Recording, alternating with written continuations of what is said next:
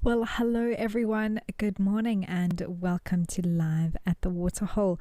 It's so good to be back with you today, starting off here in Botswana with a beautiful elephant bull doing some dust bathing.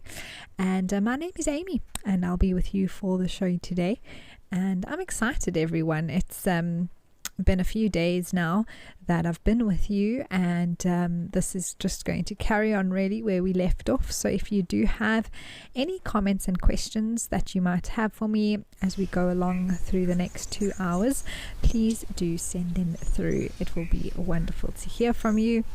And hopefully we're in for something special today.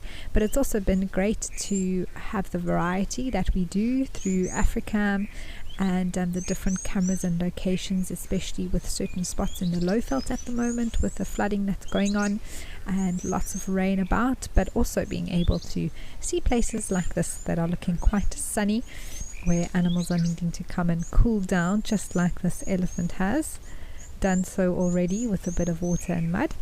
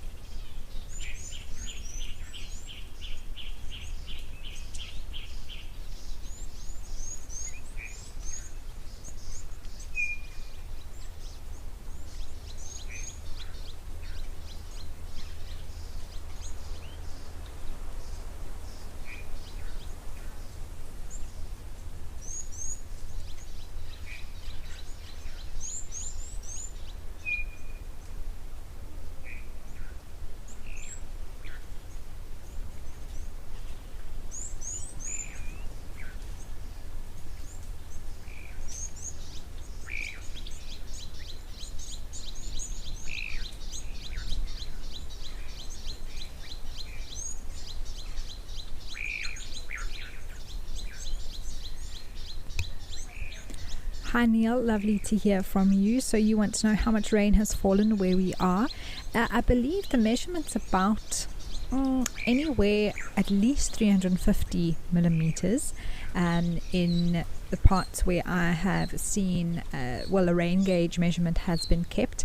Exactly where the Sandringham camp is, I'm not sure, but it will be about that amount.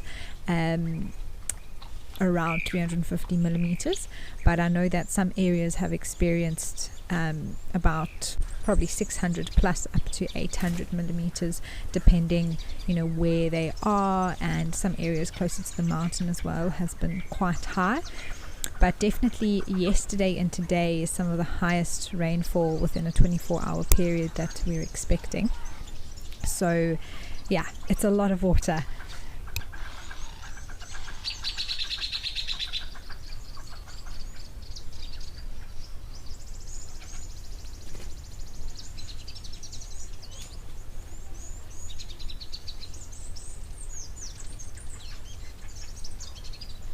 Alright, let's head over to Oldonyo.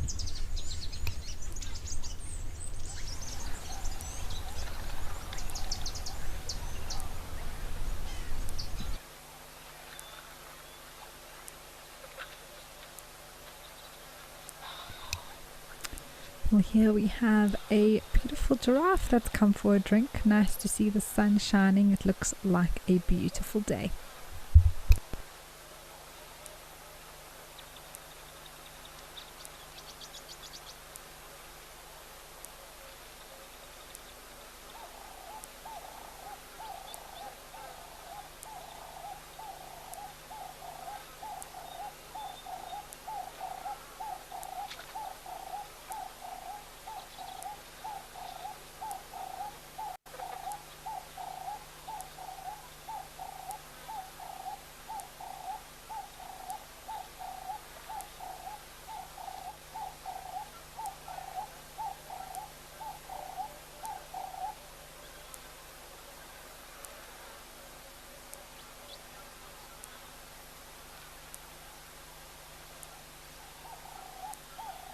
looks like there is a hammerkop there on the left hand side.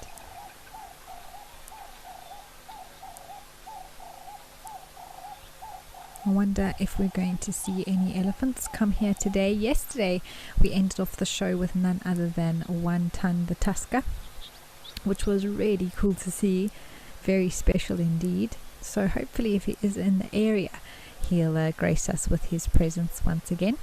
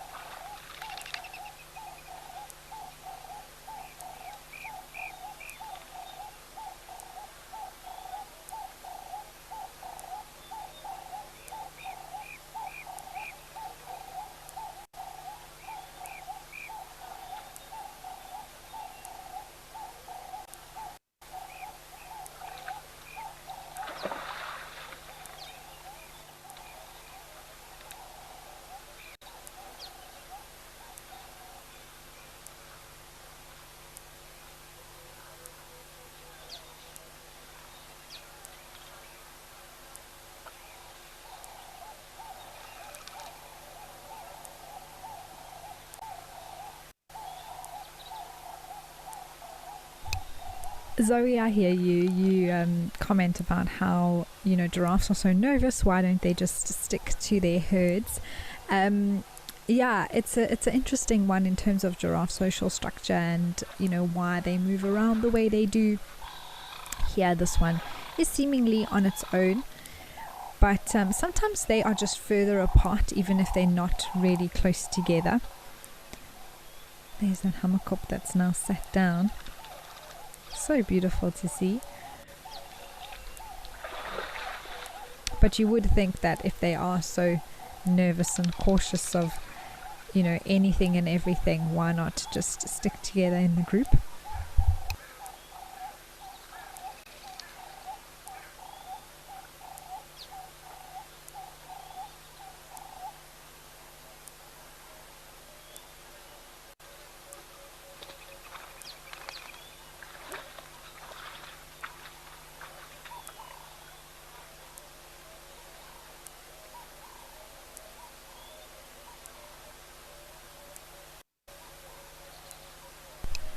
SOG, you would like to know how often a giraffe drinks water.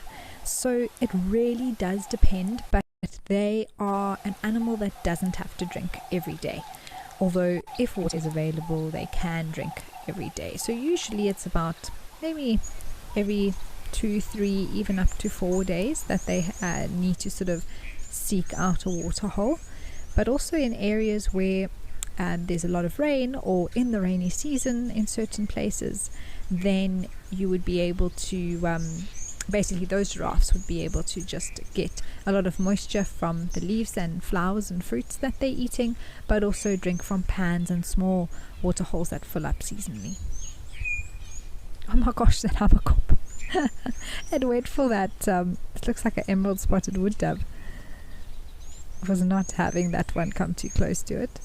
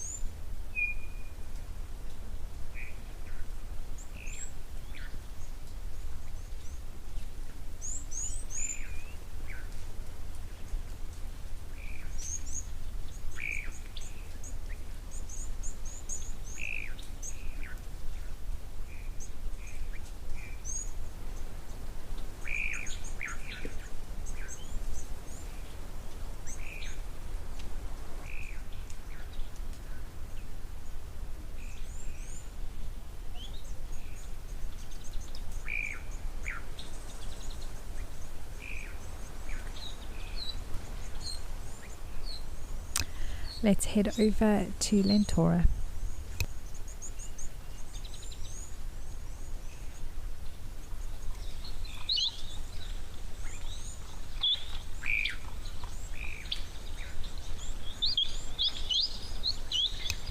Well, we do love a little bit of birding here at the Waterhole show, and here we have some firefinches that are busy cooling off. You can see that there is and a weaver, I think it looks like. It looks like one male, the very bright coloured firefinch, very red, and then the females are a little bit duller.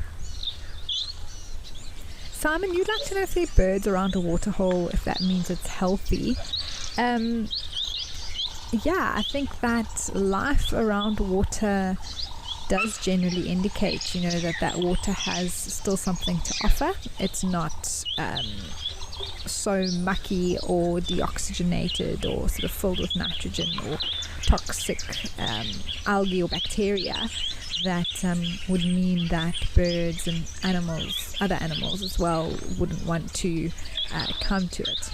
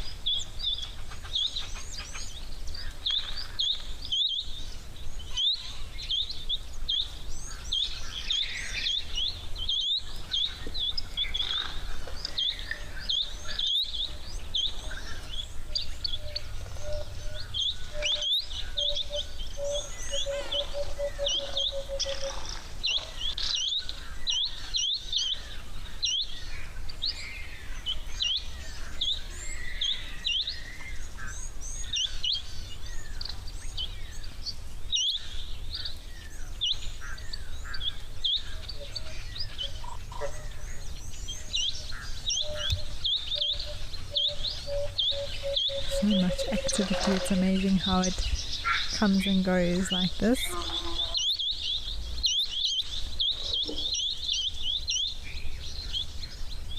Greg, you would like to know if all birds of all sizes take baths, and I think they do.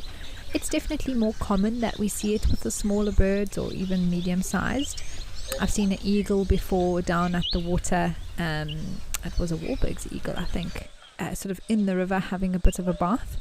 Oh, there's a hummercorp here too.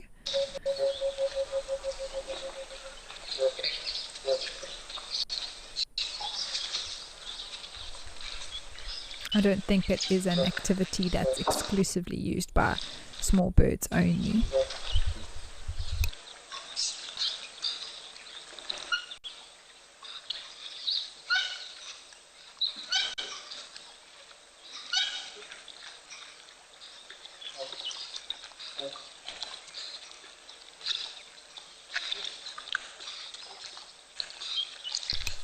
Some baboons are arriving.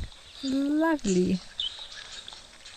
It actually looks like this pan is overflowing a bit. Through a little bit of a overflow there. That's where the baboons are drinking from.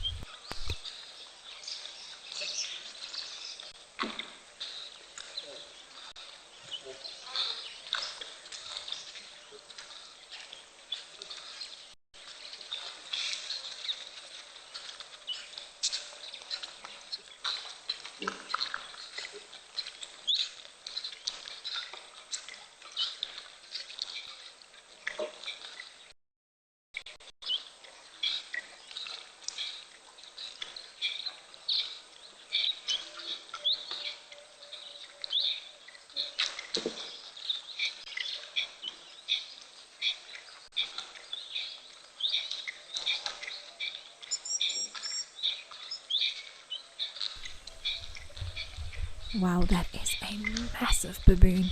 Oh, he is really big.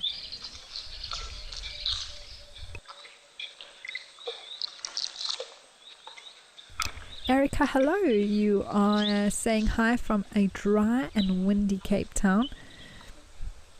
It's a country of extremes at the moment. I can't even begin to imagine dry and windy weather. It's so damp and still here.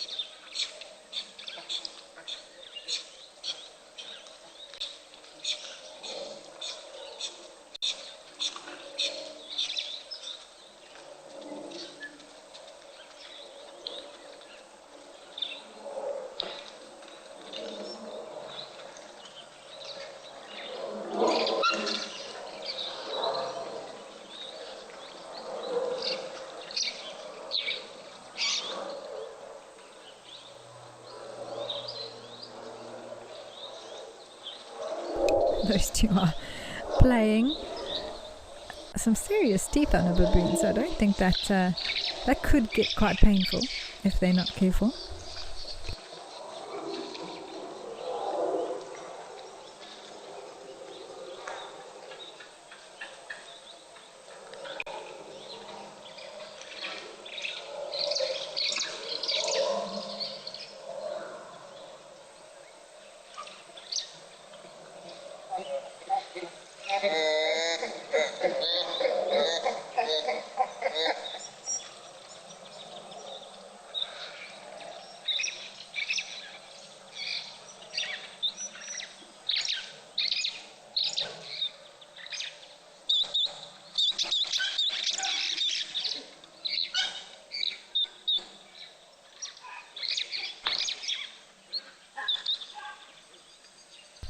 Brenda, so baboons can get quite large. I mean, a big male baboon can reach about 45 kilograms, and the general size is probably between 15 to 25 for females and some of the younger ones.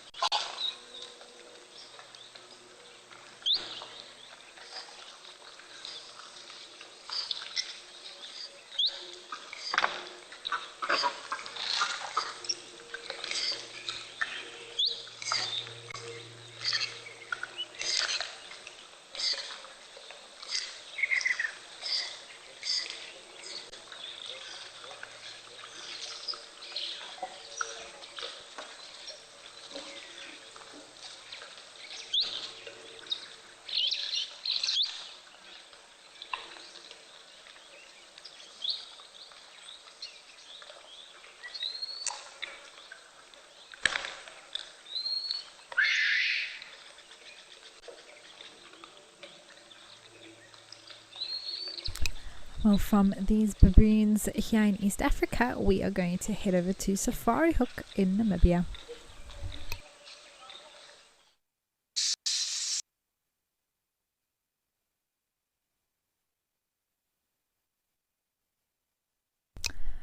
Wow, how this area has transformed. This is sort of normally, I suppose, more desert-like in habitat, and here we've got so much greenery, or beautiful waterbuck and wildebeest. They are looking plump and healthy. I'm sure loving all of the fresh vegetation that's available.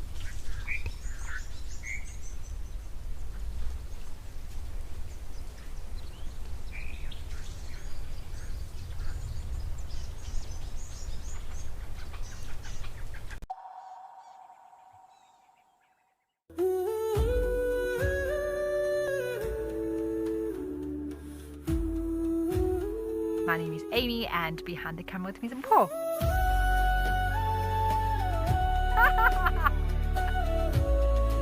And I mean, to be able to share it with all of you. Fingers crossed, and I'll make sure I wear my lucky leopard socks as well. At Wild Earth, we believe every story has the power to create change.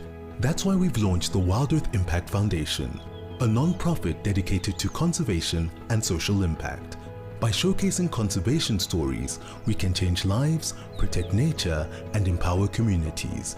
We have partnered with Empowers Africa to accept tax-deductible donations from US donors. Your donation will help fund critical programs that support our mission. Join us and be part of the change.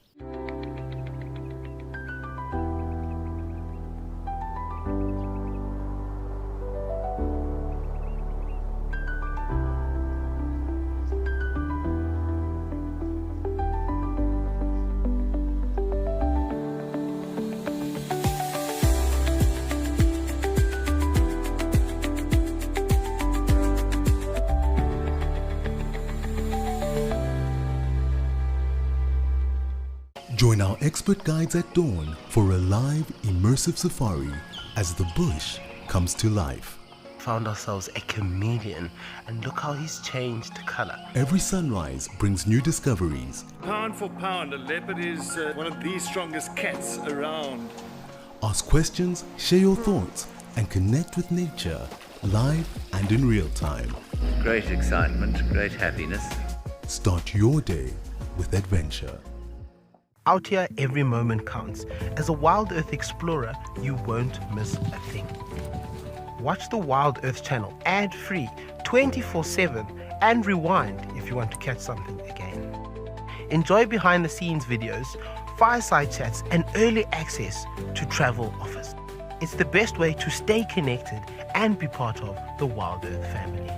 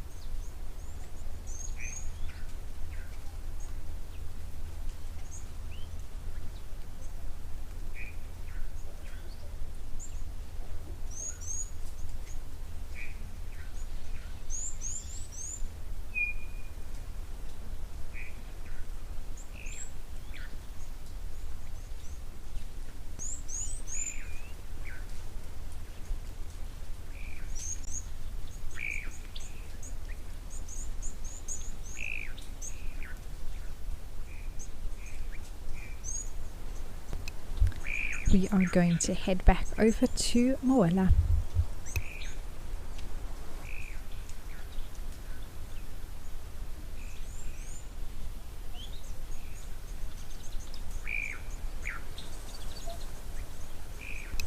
Wow, what a view.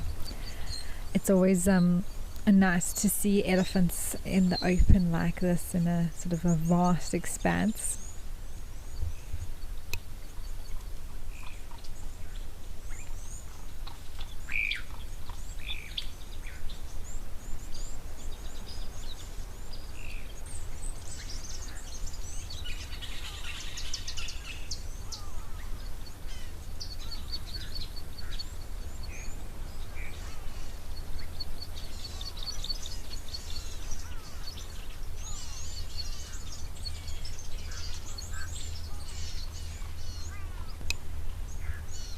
Roz, hi. You say that George, where you are in South Africa, is wet, so I'm sure that means that rain is arriving in parts of the Cape, which is actually wonderful news. And you want to know if the rain has reached Founders Lodge yet, so that is where one of our camera locations is. And yes, Roz, I believe it has.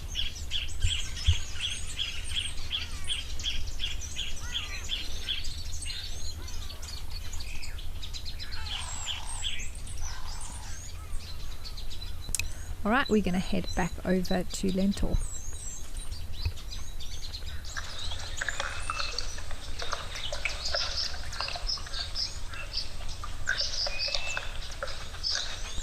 Oh, this is great. Hello.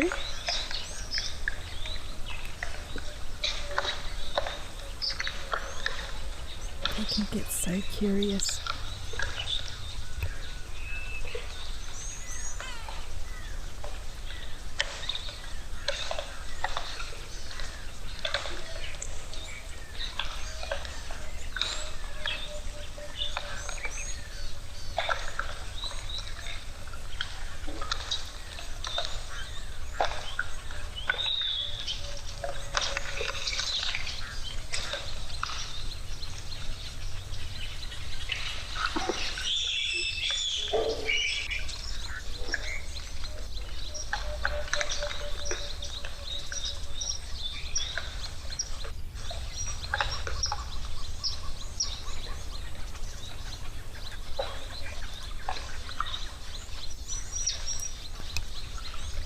Stephen, they can be.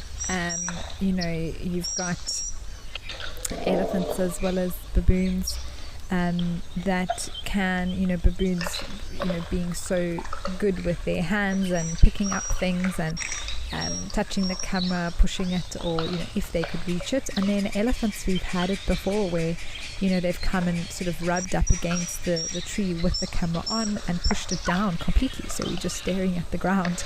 So yes, they can, I suppose, affect the camera or potentially cause damage to it, but there have been measures put in place by the operators of the cameras or reserves or lodges that put them up to try and prevent that, whether it's putting it at a certain height or putting it in a protective framework. That means it doesn't get damaged so easily.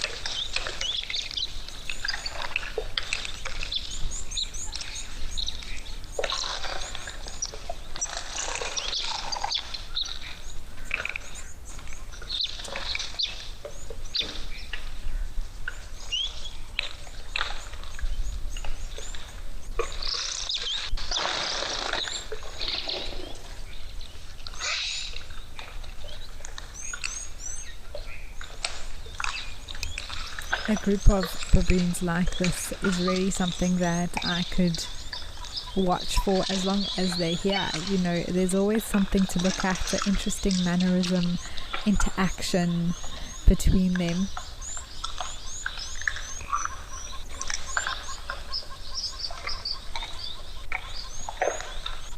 Richard, absolutely. I think that would be one of the coolest things. Oh, look at those two little ones.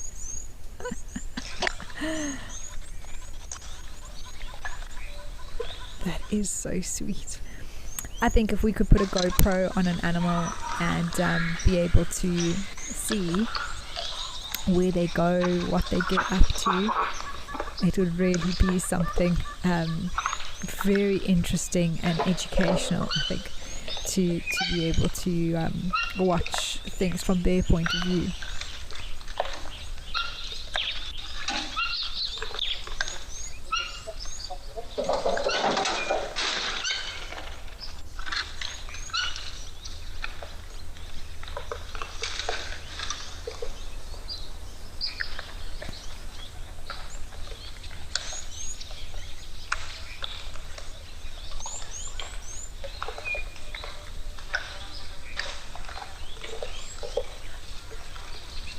Candace, I do believe there are elephants here. I think that has been seen at the camera, although it's not a very common occurrence. The shows I was with you all for during the course of last year. Oh, someone's not happy with somebody else.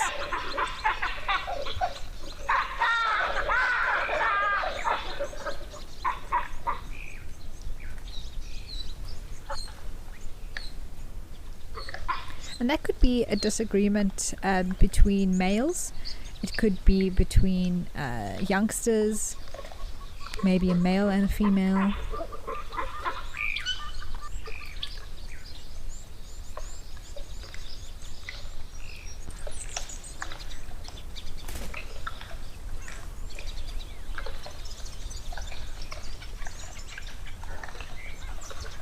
Always amazes me how adeptly they can move through trees and bounce around. They can go so high and not even worry about it.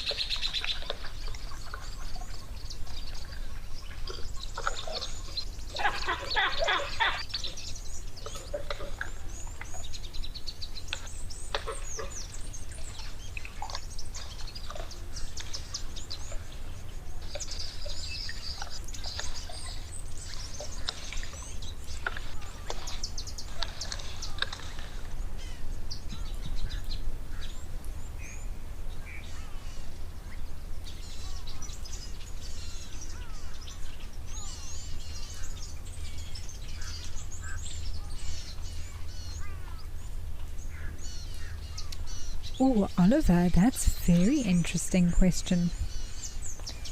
You know, when it comes to baboons, I'm sure, I don't know about holding grudges for life, but I do think that they'll remember, you know, if this individual did X, Y, or Z, you know, especially a male that's upset with another one and sort of not like that individual, for example.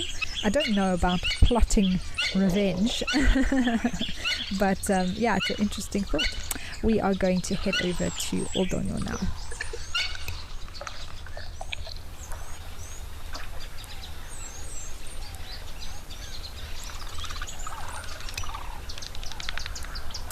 Well, I was hoping we'd see an elephant here today, and wow, everyone, just look at this. It is beautiful.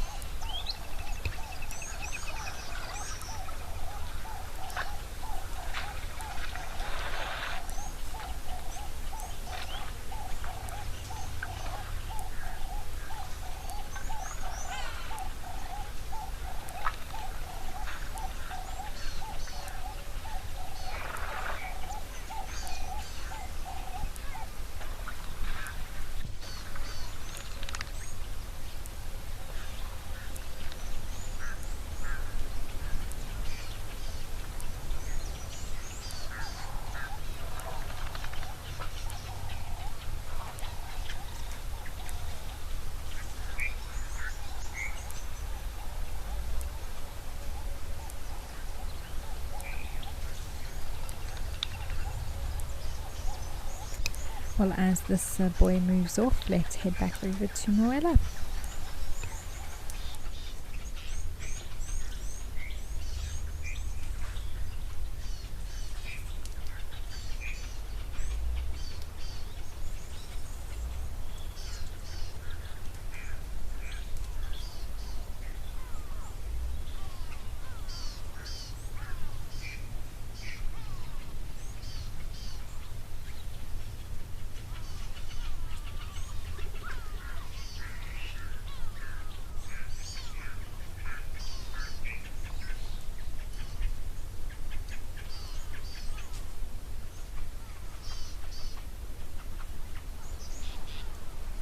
Yeah, Han, it's a good question in terms of, what happens to hippos and crocodiles in the rivers when flooding like this happens in the Kruger. And they basically have to, I don't know if there's an instinctual thing in terms of, oh, I need to, get to a more calm area in terms of a pool. Maybe I would think hippos would try and do that, but there is, crocodiles could move out of the water or just be in sort of even the floodplain area, where it's over the banks of the river.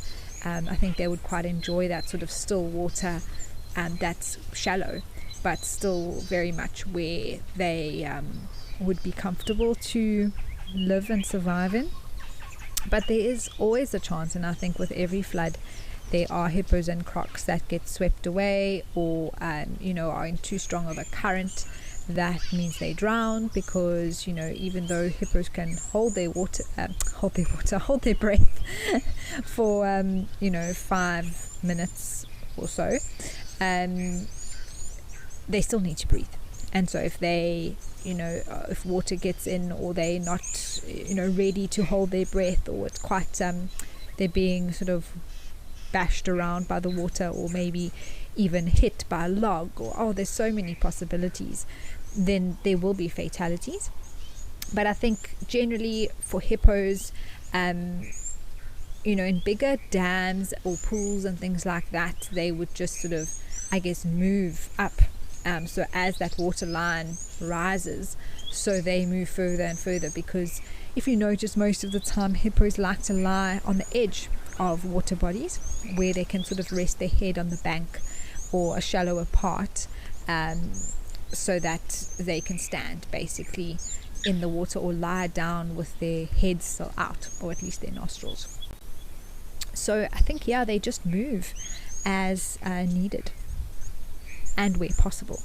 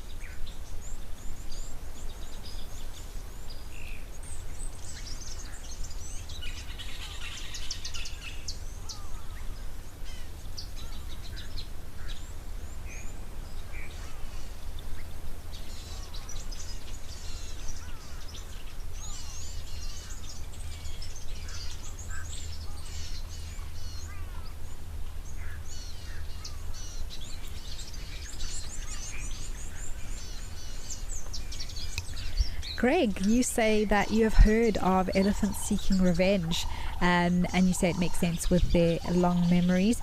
Yeah, I've also heard, in terms of elephants do, of course, have excellent memories, and I've even seen it, not so much an elephant, let's say, a clear sign of of being upset with a certain individual, or clear signs that they plotted the revenge. But I do think that they remember certain events that happen in certain places, that are triggered maybe by certain smells, or even with individual people from the past, maybe individual vehicles that have a certain sound to them that remind them of something, and then that can trigger behavior that is, let's say, vengeful in that way, because they were hurt or threatened by, they associate that with a particular sensory stimulant. And so it's a very interesting one, especially when it comes to animals like elephants with such high emotional intelligence. But I've also heard of them, let's say they chase out of a camp because of the damage they can cause, or whatever might have happened, but then coming back and still doing what they want to do at night, damaging fences or pulling out water pipes. And not so much I think that that's out of vengeance at all, but more so just doing what they want to do and not going to be chased off because we don't want to deal with the let's say it is damage, but we can't blame the elephants for it. They're just being elephants. But anyway, it's an interesting thing to think about.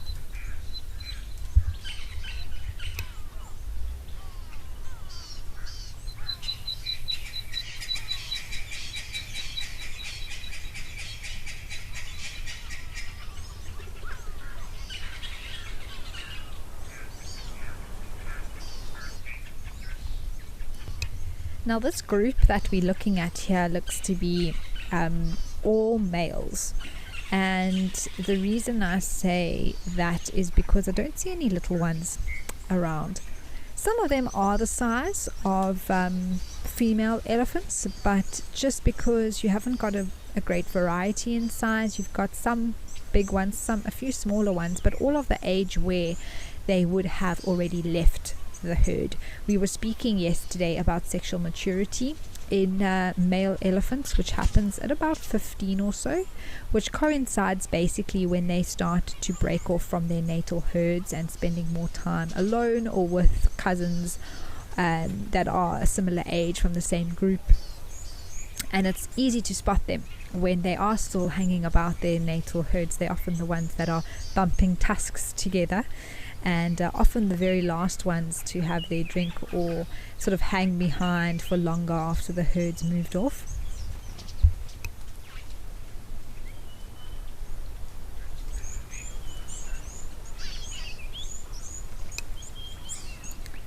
Oh, Hannah, interesting. You want to know if elephant fights are always one-on-one and never in groups. So in terms of the real sort of serious fights that elephant bulls can have, I would say I've never heard of it being more than one-on-one.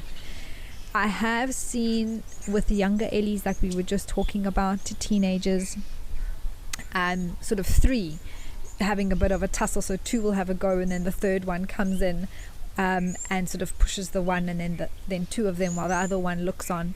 So I have seen that happen before, but in terms of like a herd of elephants sort of grouping together and targeting another one individual, I've never heard or observed that happening before.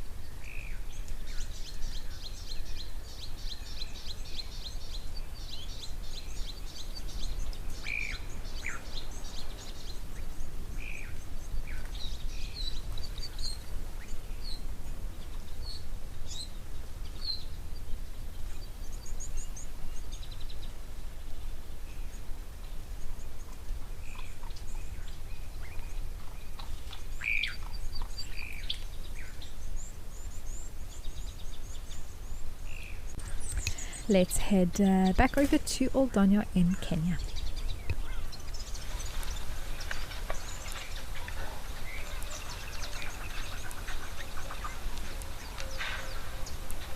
Oh, hooray!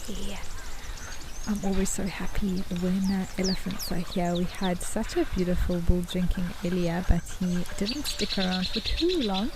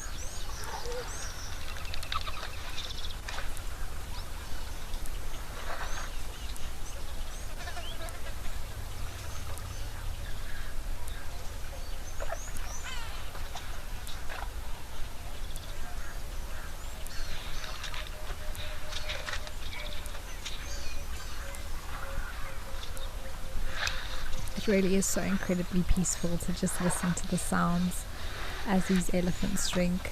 Oh, that one's got a bit of an itchy ear. Oh, there's a third arriving. Oh, and he has beautiful tusks. Wow, they are almost perfect. Exactly the same shape and length on either side.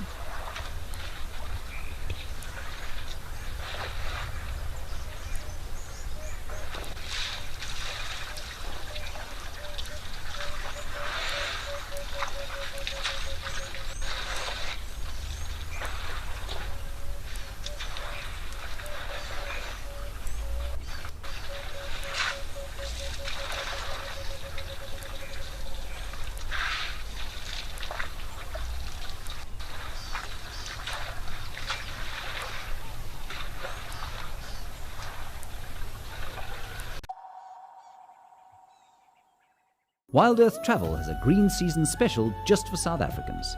Explore Botswana's Okavango, a remarkable mosaic of delta and savanna teeming with wildlife. Stay in elegant, luxurious tented camps deeply connected to the wilderness. Discover the Okavango on exciting game drives and tranquil boat journeys.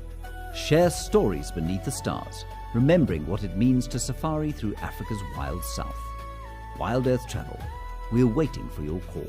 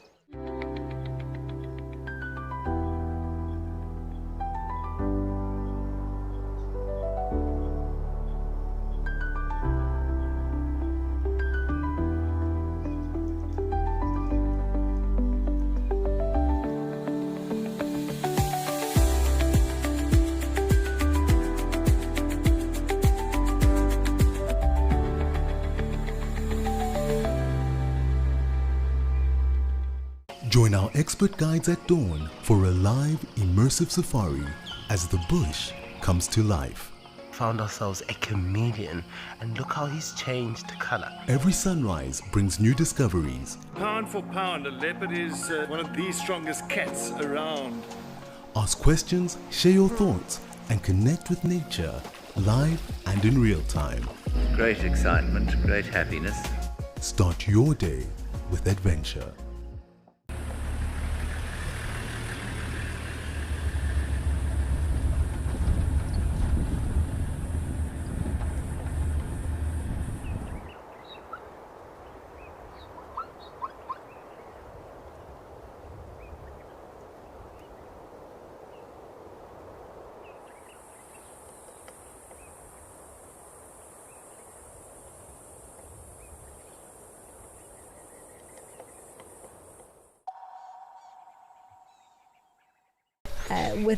With Ellies, you don't really have a male leader. They're not in a family structure where you have males leading the herds. In fact, you have females in a matriarchy. So more probably appropriate to refer to them as that, but it's not, as the females, to maybe say the alpha female. But not really either, because they don't really assert themselves. It's sort of a honorary position more than something that they compete for when it comes to elephants. And so with elephant bulls, like I say, they are very tolerant of one another. They actually enjoy each other's company. You'll have older bulls with more life experience, and of course there is dominance that's always at play in terms of them determining amongst themselves their own rankings, but it's not sort of something that dictates their entire sort of social strategy. It is something that happens between the males and eventually determines who will be the one to mate with the females.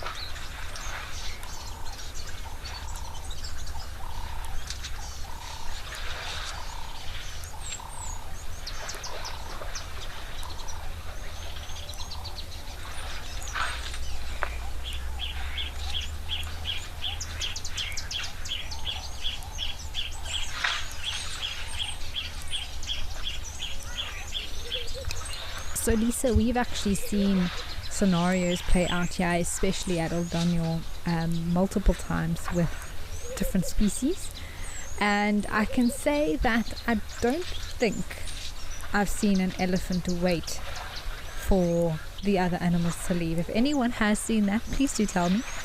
But generally speaking, the elephants are the ones that just keep on walking, and the others generally move out of the way. I've seen giraffes and eland and zebra sort of hanging around on the outskirts waiting for the elephants, but not really the other way around.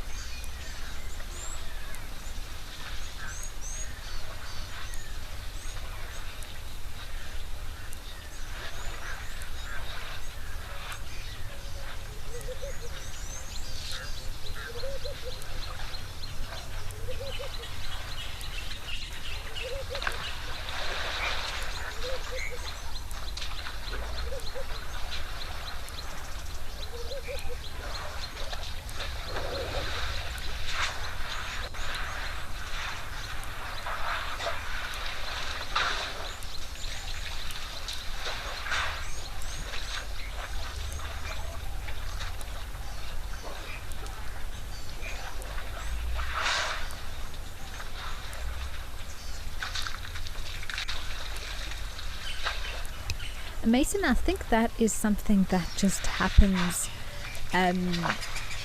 without the elephant's intention, really, in terms of intimidating crocodiles. I think they are fortunate to be the size that they are, and without necessarily, they don't have a choice. I suppose an elephant is the size an elephant is. That does intimidate crocs, and they know that they can't take down a crocodile. They're just not strong enough to take down a 6-7 ton elephant bull. So it's or even a 3-4 ton female elephant. It's just not going to happen for that croc, no matter how much it wants to. It can injure the trunk, or possibly an ankle maybe, but that elephant will just toss it off quite easily.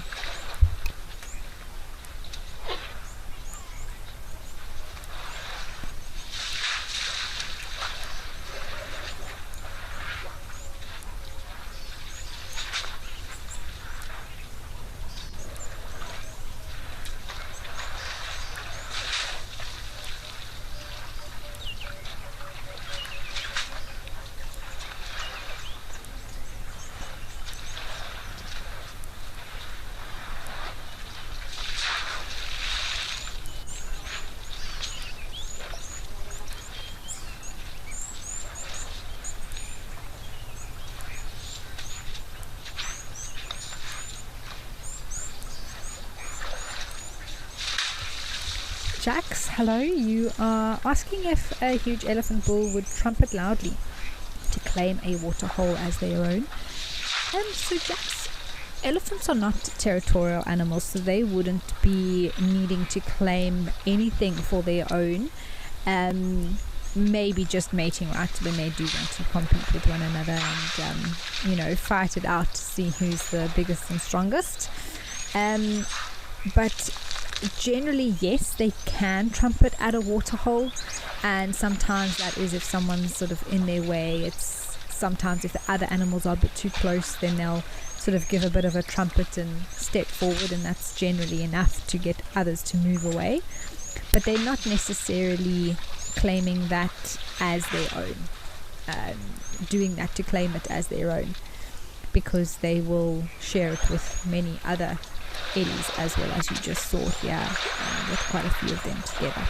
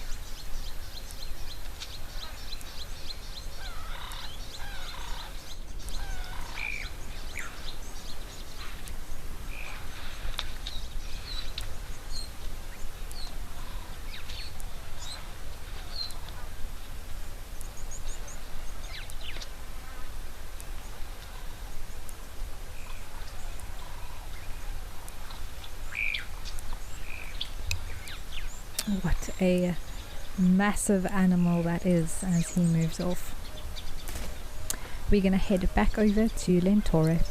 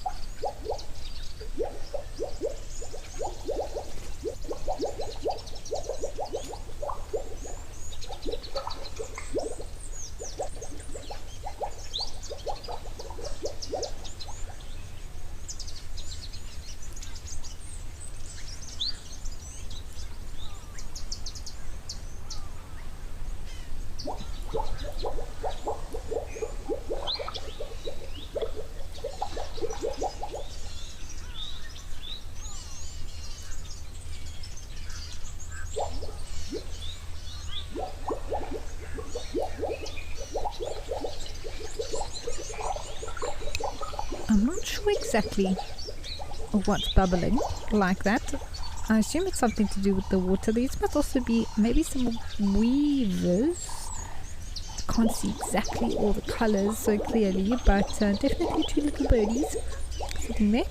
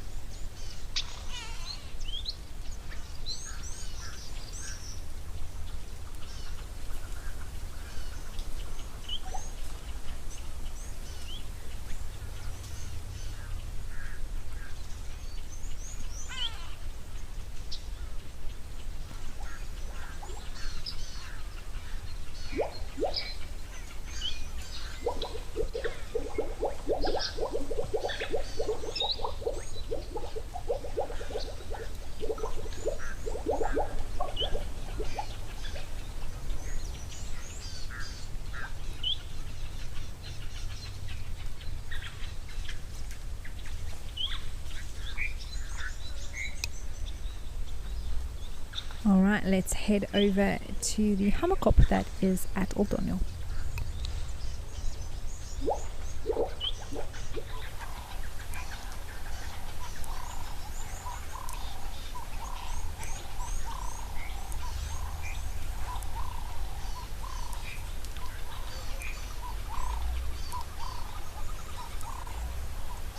Looks like it might have had a little bit of a water bath or busy doing a bit of preening, sorting out its feathers.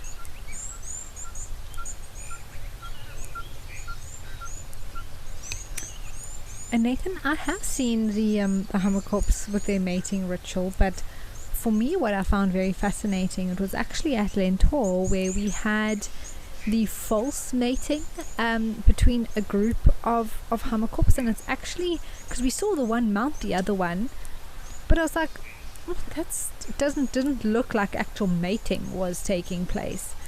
And I read up and learned that that's part of their behavior to sort of show, I suppose, dominance within their groups, which was fascinating to learn about them. There's also some beautiful butterflies in the back. I think it's a citrus swallowtail. I'm not sure of the other two, but it's nice to see them, around so much now, and they're on the ground looking for moisture and different sort of minerals that they'll be getting from the soil.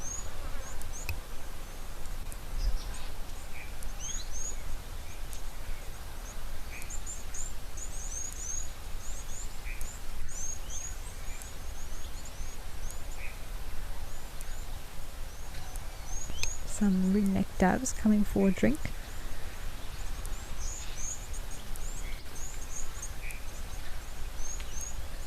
There was a comment earlier when the Ellies were here about, being surprised that the water doesn't get finished here at Uldonyo when the elephants are drinking. And you're right, 5 big elephant bulls, but a few liters of water is not going to last too long.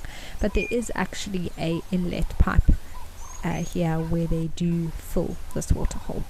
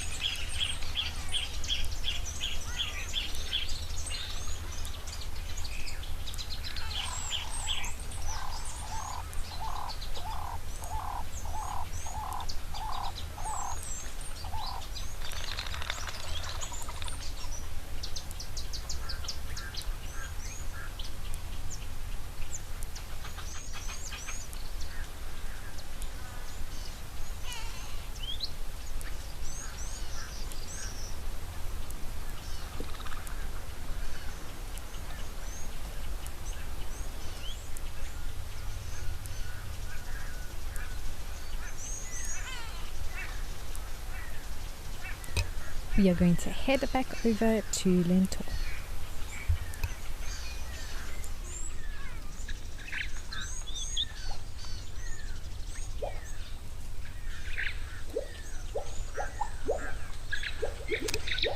Oh, that's cool though to have this water buck here. It clearly has a broken horn. You can see it's left a horn, probably broke off when competing with another male or in a fight with another male, most likely. And that's the divisive water buck. You can see it doesn't have the ring around the bum. Alright, let's head over to Menoaquena while this water buck moves away.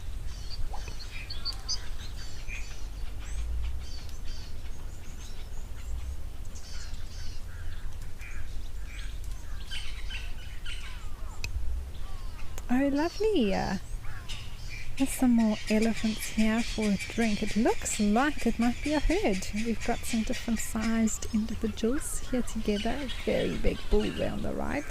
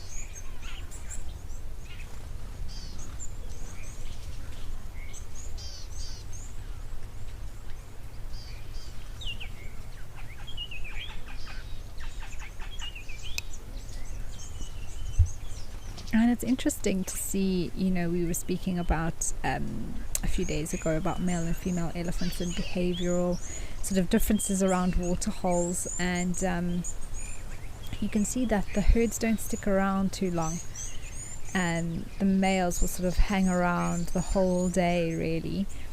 But if a female and her youngsters come for a drink, they sort of move off quite quickly. Now I don't know if that was definitely a herd or not, or just very young males that were here with the others. But you can see a few of them now deciding to head off. I mean, eventually everyone's got to eat and keep those huge bodies going.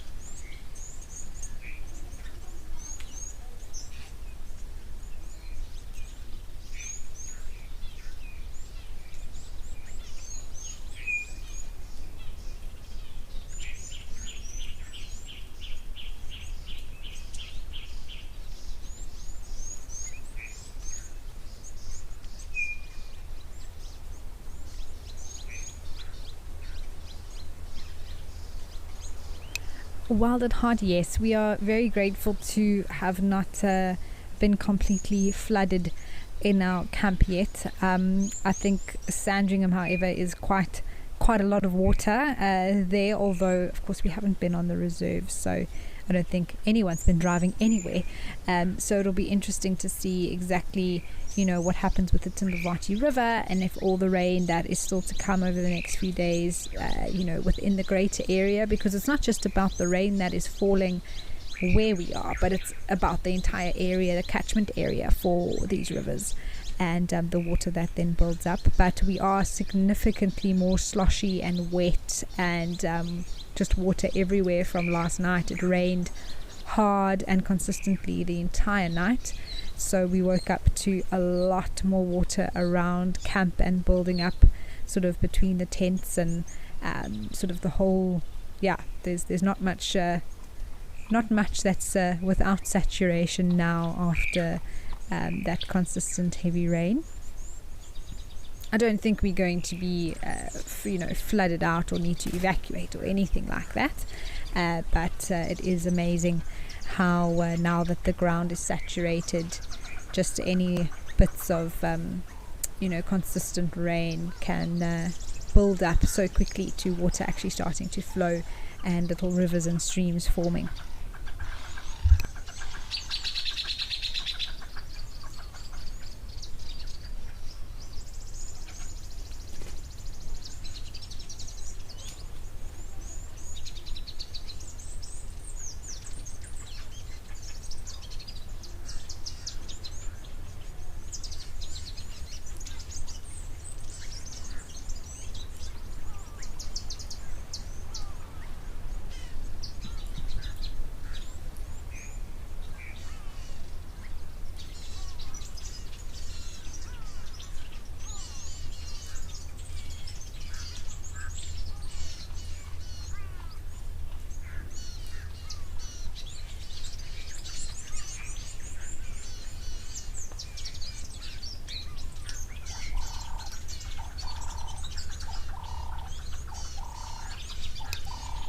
Simon, you are asking, what does Meno Aquena mean? So it means teeth of the crocodile, and it's because this area that we're looking at here tends to be home to a lot of crocodiles, of course lots of wildlife, as we usually see. All these two boys are sizing each other up. You see how he approached there, and now the other one's turning. what's going to happen here. I think they're having a very intense conversation. Words are being exchanged. Who's going to back off and who's going to... Oh, looks like the one on the right's deciding to turn tail.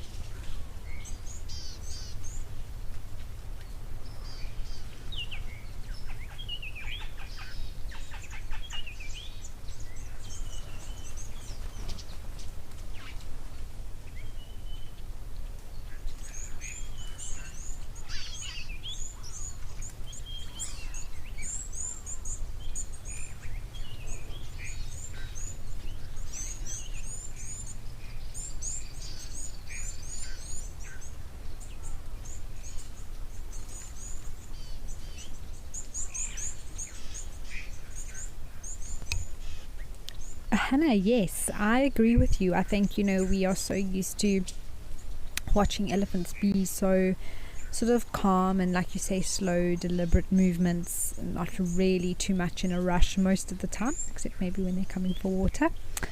And when they do have any sort of aggression or quick movements, it's like you say, it's even more impactful.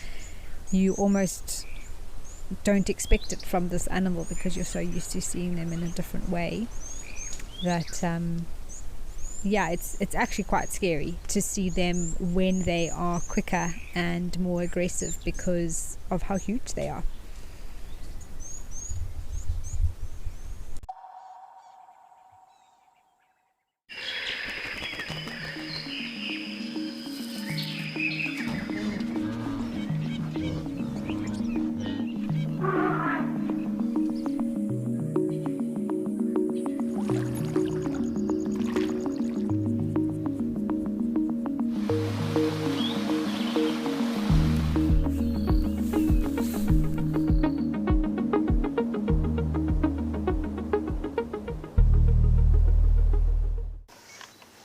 Even a hyena coming into the action as well now. Oh my word! She's stalking the hyena now. Leopard, hyena, lion, all together in one shot. Oh!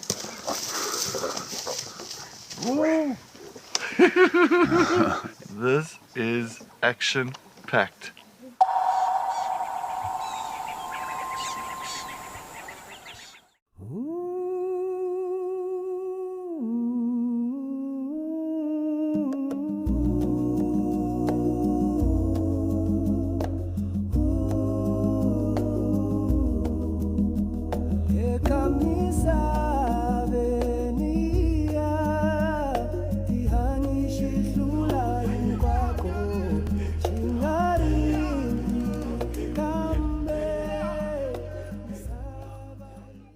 Join our expert guides at dawn for a live, immersive safari as the bush comes to life.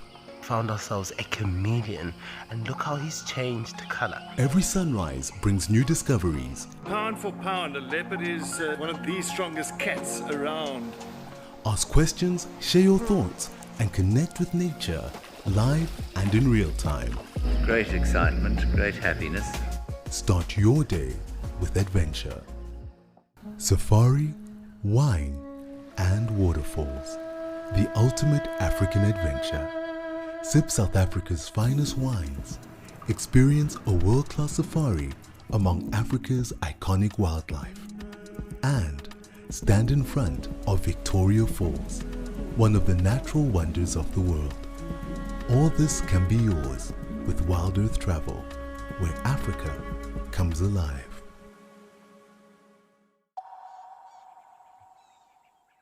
Elephant bull learning the ropes here. Alright, well, we are going to head over to the Sabi River now to go and check in with what is happening with the flood and the rains.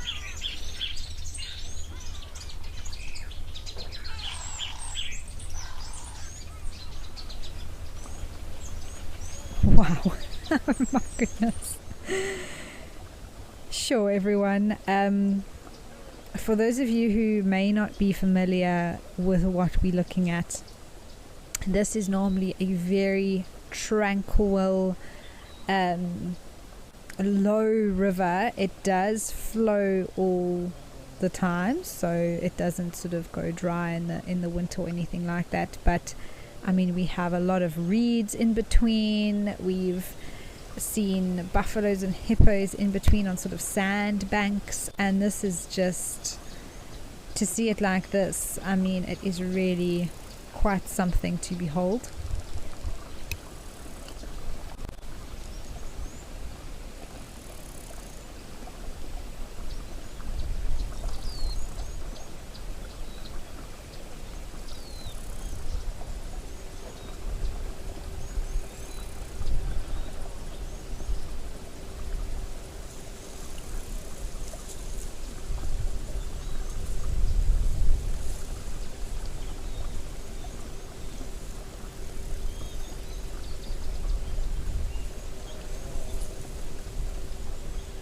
And you can just see the power, you know, the fact that this water is flowing the way it is, forming the rapids that it is.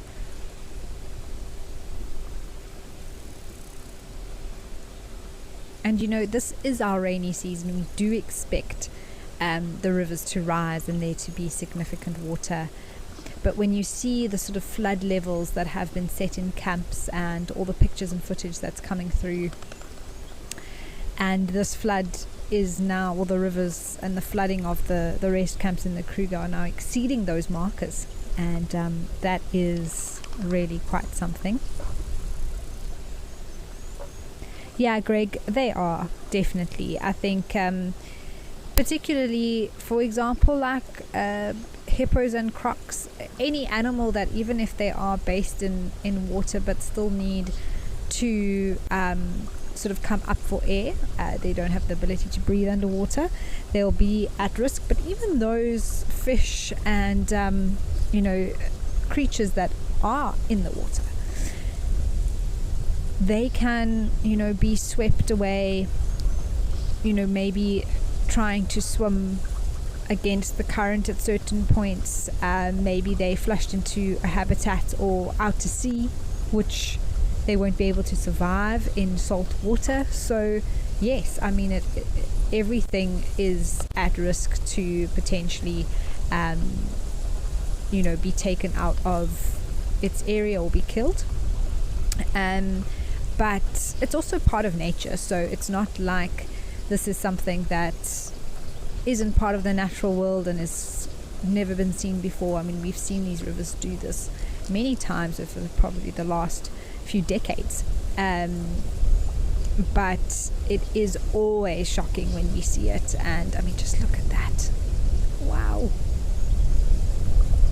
it's incredible.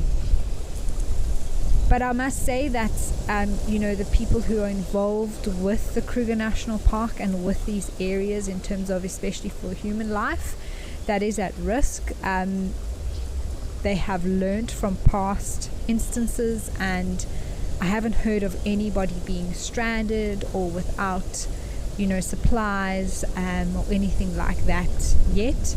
So I think there has been significant effort to try and minimize those sort of scenarios that have happened in the past.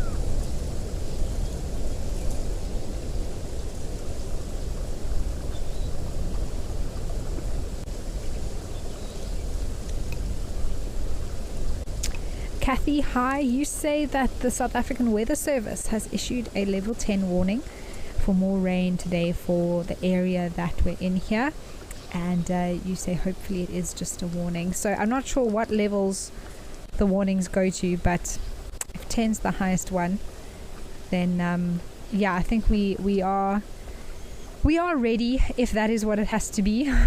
There's absolutely nothing we can do about what the weather's going to do. We just have to make sure that we're safe and stay out of harm's way the most that we can, which we are doing. So yeah, if it's at least they give that warning so that we can be prepared for the worst. But I do hope that that doesn't get to that level in terms of intensity of rain.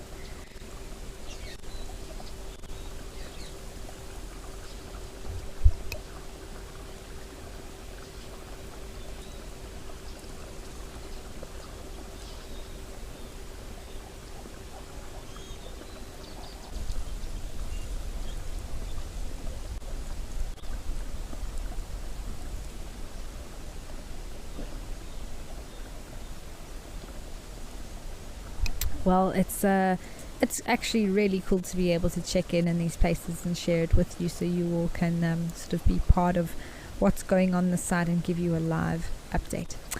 All right, we are going to head over to another waterhole now.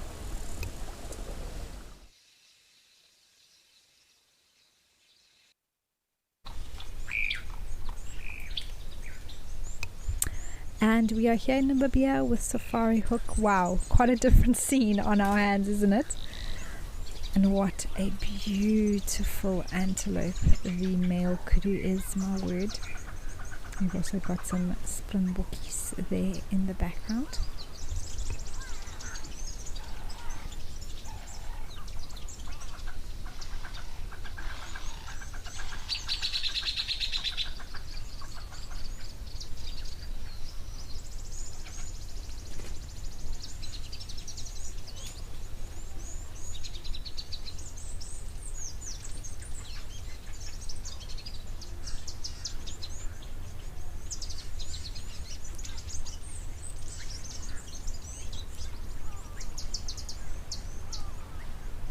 Oh wow, so these two are having a little go at each other. Looks like two males.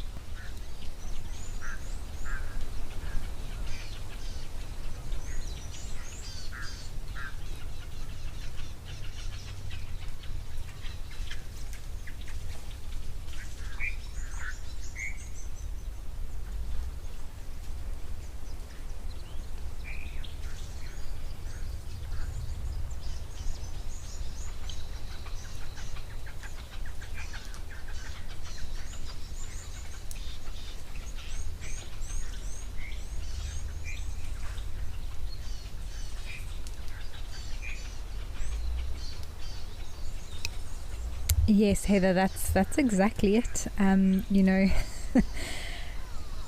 such a contrast in scene here with how calm and tranquil it is in comparison to Shalati, and well, the olifants would be the same.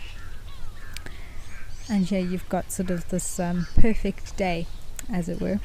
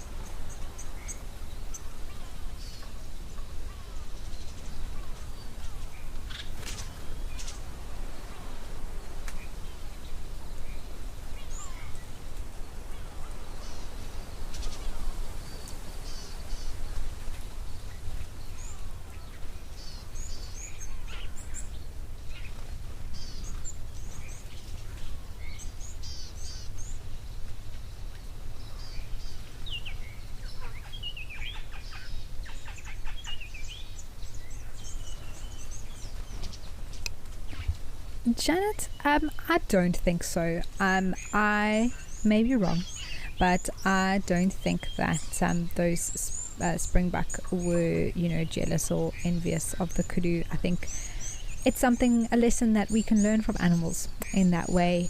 They are so comfortable in who they are as what they are, and I don't think they look to another animal, even an elephant, and wish they were them. They are, you know, they do their thing the way they do it, and they own it, let's put it that way, without wanting to try and change or want to, you know, fit in or try and be like another. So yeah, there's some sort of deep meaning in there somewhere.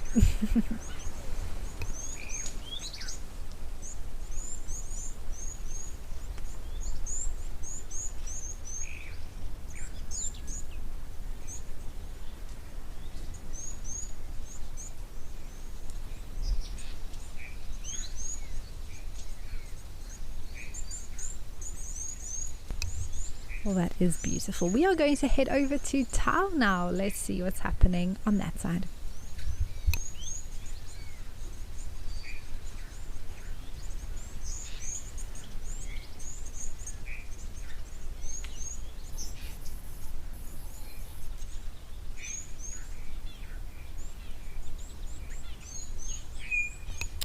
Well, a lovely scene as always here at Tau, especially now that everything's so green. You can see this Ellie was enjoying a bit of a mud splash.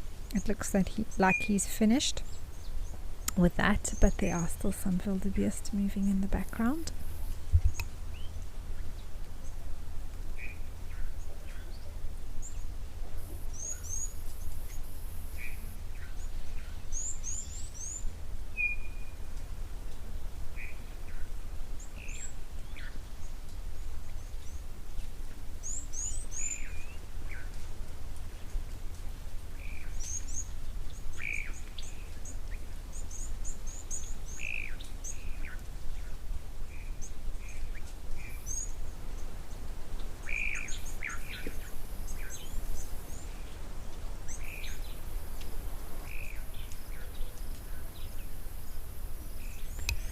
And there's a buffalo there that's laying in the mud. I wonder if it's the same buffalo that we had the other day that was living its best life here at Tau.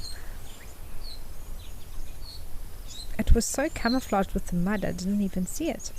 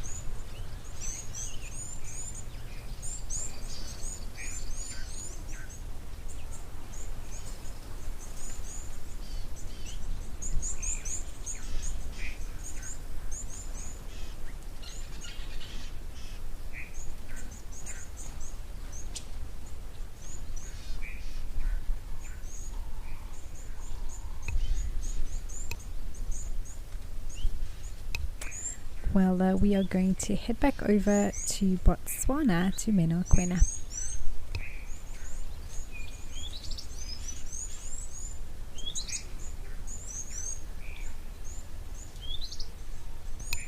And the elephants are still here, of course.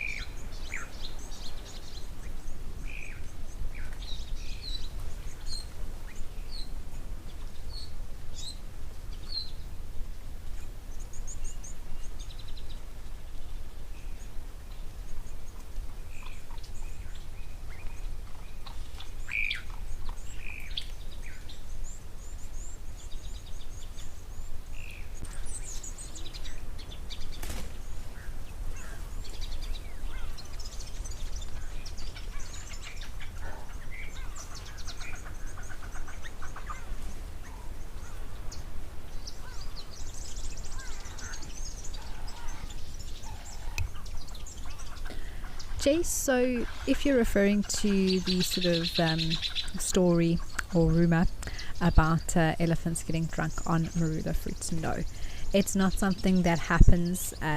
Theoretically, it could happen if an elephant consumed an extremely large amount of alcohol. It would affect, the system in terms of it becoming drunk or intoxicated in that way. But in nature, for it to be able to get that amount of alcohol is not possible. So it is not something that happens to elephants. They do eat a lot of fermented marulas from the ground, but that, it's not alcohol in a form that will have that sort of effect on them, or enough of it by any means for them to become intoxicated in that way.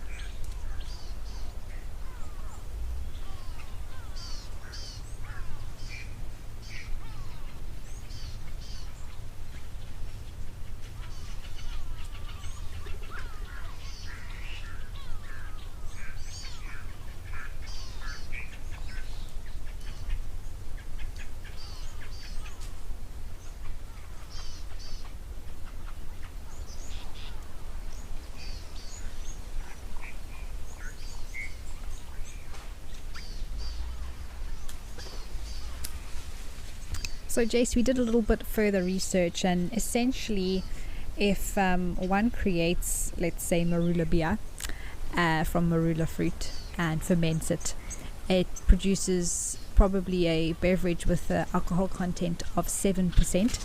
And in order to get, I would say, an average elephant, probably not even the biggest elephant out there, they would need at least 55 liters, but depending on their metabolic rate, it could be as little as 27 liters. But still, that's a lot of liters of fermented fruit juice to make them, consider them drunk. But in terms of it actually theoretically, in theory being possible, it is possible, but just for them to have access to that out in nature is not possible.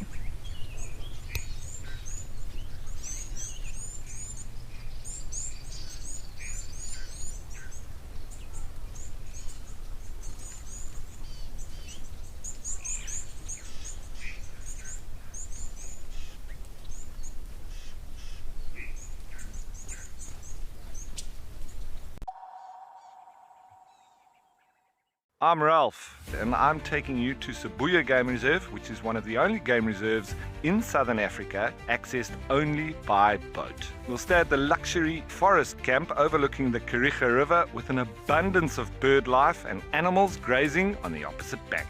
Luxury tented suites set in a riverine forest offers the perfect place for privacy and comfort. Join me on Sibuya and let's experience it together. The Wild Earth Impact Foundation is a non-profit that uses the power of wildlife storytelling as a force for good. We create sustainable development projects that showcase conservation stories, empower people, and inspire environmental action. As a registered South African PBO, you can make a tax-deductible donation to the Wild Earth Impact Foundation. To find out more, visit our website. When the Mara turns green, life surges, the air hums, the earth stirs, and the wild comes alive. Here, the wonder never ends. It just changes color.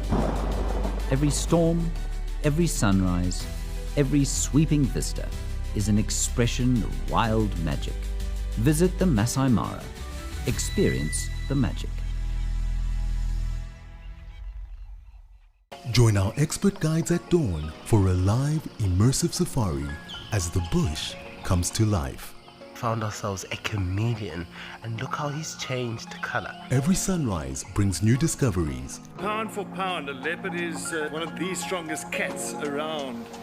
Ask questions, share your thoughts, and connect with nature live and in real time. Great excitement, great happiness. Start your day with adventure. If you love watching Wild Earth, here's a little tip. Become a member. You can gain access to the channel ad-free, you can rewind and re-watch sightings, and you can join our Tuesday live safaris.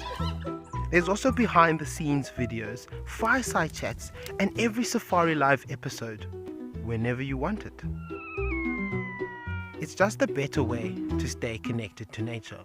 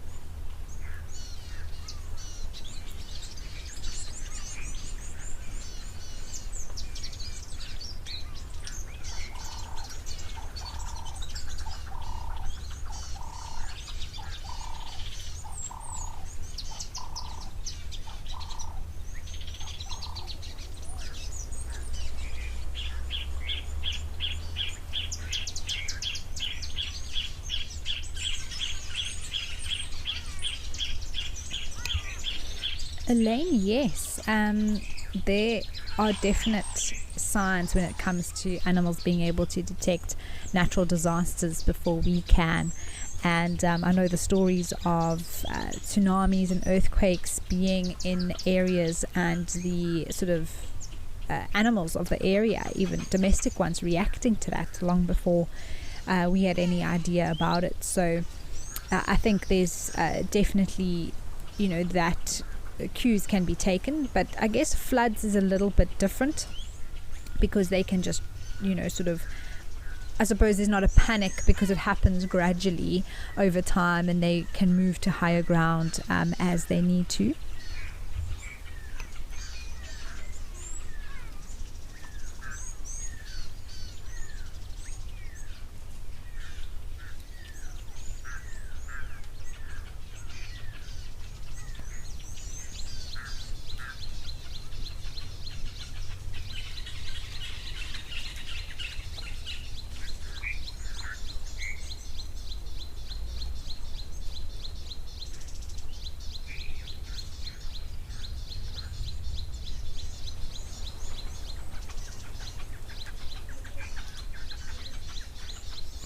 Well, everyone, we have come to the end of the Waterhole show today. I will not be back with you tomorrow, but I will be back on Saturday, so I'll see you all then. But yes, it's been a wonderful show. I have really enjoyed the last 3 days with you all, and just seeing how everything has been changing over time. And yes, I don't know what's going to happen in the next few days, but yeah, we'll keep safe and dry, that's for sure, with the teams that are on the ground here in the floods. And yeah, to everybody else, I hope that you have a wonderful day or evening ahead, depending where you are in the world. And make sure that you do join us again tomorrow. Like I said, I won't be with you, but someone else will be here, and we'll enjoy the Waterhole once again. All right, everybody, keep well. If you are in the area of the floods, keep safe and dry, and we'll see you soon. Goodbye.